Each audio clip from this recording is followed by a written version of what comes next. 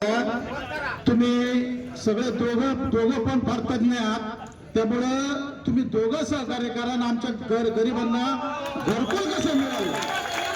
आम्हाला तुमचं काहीच घेणं नाही, तुमच्या राजकारणाचं घेणं नाही. या 1100 घरकुलाचं तुमच्या राजकारणामध्ये खेळ व्हायला नको. आता हा विषय संपला. तुम्ही फालतू अर्ज करू नका, माझी तुम्हाला विनंती. या 1100 घरकुलांचे वाटोळे होतील, त्यामुळे तुमची काय तक्रार आहे इथं येऊन रितसर मांडा, पण या गोरगरिबांचं नुकसान होऊ देऊ नका. पुन्हा हे घरकुल गावाला मिळणार नाही हे तुम्हाला सांगतो. हे 1100 लोकांचा प्रपंच उद्ध्वस्त करू नका, ही माझी ग्रामसभेसमोर तुम्हाला विनंती.